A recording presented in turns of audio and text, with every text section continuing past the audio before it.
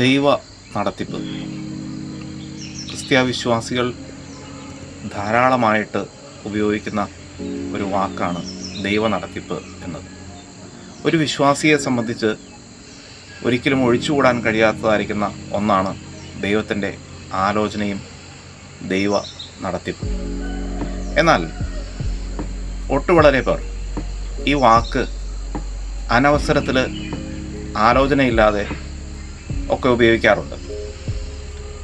ശരിക്കു പറഞ്ഞാൽ തങ്ങളുടെ തന്നെ സ്വന്തം തീരുമാനങ്ങൾ, ദൈവ നടത്തിപ്പല്ല, തങ്ങളുടെ തന്നെ സ്വന്തം തീരുമാനങ്ങൾ മറ്റുള്ളവരിൽ, സഭയിൽ ഒക്കെ അടിച്ചേൽപ്പിക്കുന്നതിനും അതുവഴി തങ്ങളുടെ സ്വാർത്ഥതയ്ക്കും വേണ്ടിയിട്ട് ഈ വാക്ക് ഉപയോഗിക്കാറുണ്ട്. ശരിക്കു പറഞ്ഞാൽ ഇത് വളരെ കുറ്റകരമായിരിക്കുന്ന ഒരവസ്ഥയാണ്. ദൈവം ഒരിക്കലും എഴുതപ്പെട്ടതായിരിക്കുന്ന തൻ്റെ തന്നെ തീരുമാനങ്ങളെ ലംഘിക്കുകയില്ല. അത് വളരെ വാസ്തവമായിരിക്കുന്ന ഒരു കാര്യമാണ്. വചനാനുസൃതമായിരിക്കുന്ന ദൈവിക നടത്തിപ്പിന് ചില സ്വഭാവങ്ങളുണ്ട്. അതിനായി നാം ദൈവവചനത്തിലേക്ക് തിരിയേണ്ടതായിട്ടുണ്ട്. അത് നമ്മുടെ ഉത്തരവാദിത്വമാണ്. ദൈവിക നടത്തിപ്പിന് ചില സ്വഭാവങ്ങളുണ്ട് എന്ന് ഞാൻ പറഞ്ഞല്ലോ. അതിൽ പ്രധാനമായിട്ടുള്ള ഒരു കാര്യമാണ് ദൈവത്തിൻ്റെ നടത്തിപ്പ്. അത് ന്യായമായ നടത്തിപ്പാണ്, അഥവാ ന്യായമുള്ള നടത്തിപ്പാണ്. സങ്കീർത്തനം 25:9 പറയുന്നു, അവൻ നമ്മെ ന്യായത്തിൽ വഴി നടത്തും, കാരണം അവൻ ന്യായ തൽപരനാണ്. നമുക്ക് ബൈബിളിലെ ഒരു വാക്യം വായിക്കാം. 32-ാം സങ്കീർത്തനം അതിൻ്റെ 8-ാമത്തെ വാക്യം. ഞാൻ നിന്നെ ഉപദേശിച്ച് നടക്കേണ്ടുന്ന വഴി നിനക്ക് കാണിച്ചു തരും. ഞാൻ നിന്റെ മേൽ ദൃഷ്ടി വെച്ച് നിനക്ക് ആലോചന പറഞ്ഞു തരും. ഇതൊരു വാഗ്ദത്തമാണ്. ഞാൻ ഇങ്ങനെ ചെയ്യാം എന്ന് പറയുന്നതായിരിക്കുന്ന ഒരു വാഗ്ദത്തം. 32-ാം സങ്കീർത്തനത്തിൽ തന്നെ 2-ാമത്തെ വാക്യത്തിൽ ആർക്കാണ് ഈ വാഗ്ദത്തം എന്ന് പറയുന്നു? കപടമില്ലാത്തവനാണ് ഈ വാഗ്ദത്തം.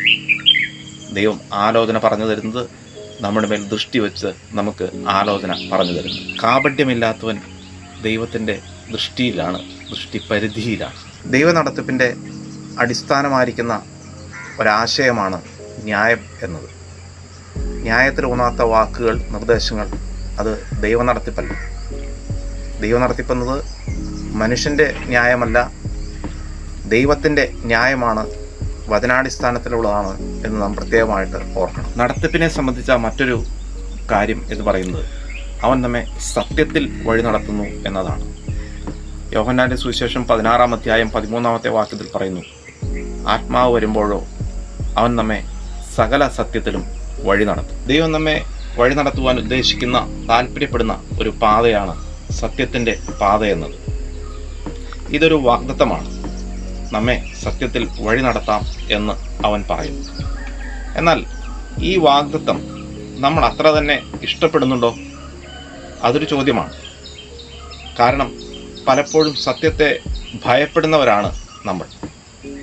ദൈവ നടത്തിപ്പിൻ്റെ പാതയിൽ, വഴിയിൽ പ്രായോഗികതയുടെ മറ്റൊരു പാതയുണ്ട് എന്ന് വിശ്വസിക്കുന്നവരാണ് നമ്മിൽ പലരും.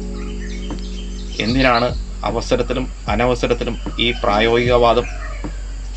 നമുക്ക് പലതും മറച്ചു വയ്ക്കുവാനായിട്ടുണ്ട്. നമുക്ക് പലതും വചനാടിസ്ഥാനത്തിൽ നിന്ന് വിട്ട് ചെയ്യുവാനും ആലോചിക്കുവാനും പറയുവാനുമുണ്ട്.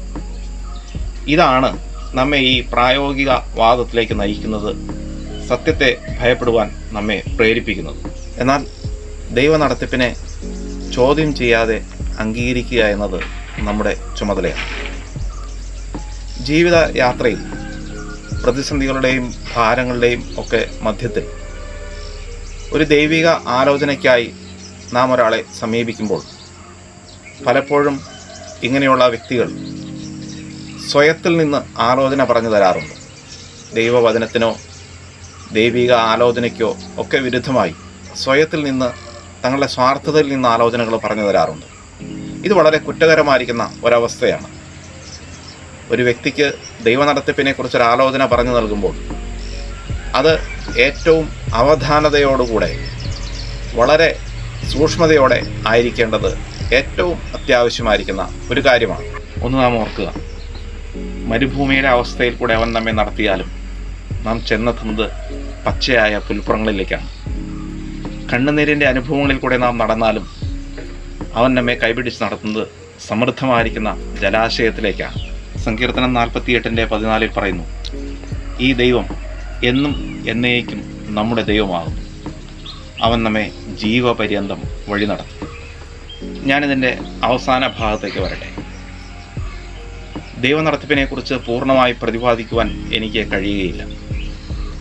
എന്നാൽ ഞാൻ ശ്രമിക്കുന്നത് ഒന്നു മാത്രം പറയാനാണ്.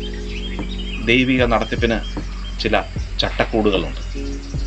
ദൈവിക നടത്തിപ്പ് ചില വചന പ്രമാണങ്ങൾക്ക് അനുസൃതമായിരിക്കും, അതിലൊരു സംശയവുമില്ല.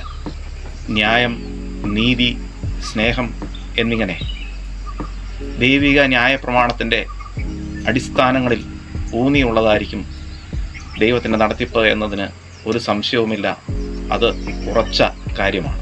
ദൈവത്തിൻ്റെ നടത്തിപ്പ് എന്നത് ദിവ്യമായ ഒരു അനുഭവമാണ്. നമ്മുടെ ജീവിതങ്ങളും നാമുമായി ബന്ധപ്പെടുന്നവരുടെ ജീവിതങ്ങളും ഈ ദൈവിക നടത്തിപ്പിന് വിധേയമായി തീരുവാൻ, അപ്രകാരം ദൈവത്തിൻ്റെ ഉത്തമ സാക്ഷികളായി തീരുവാൻ ദൈവം നമ്മെ ഏവരെയും സഹായിക്കട്ടെ. അടുത്തൊരു വിഷയവുമായി അടുത്ത എപ്പിസോഡിൽ വീണ്ടും കാണാം എന്ന പ്രതീക്ഷയോടെ സുവിശേഷകൻ ജോയി EV.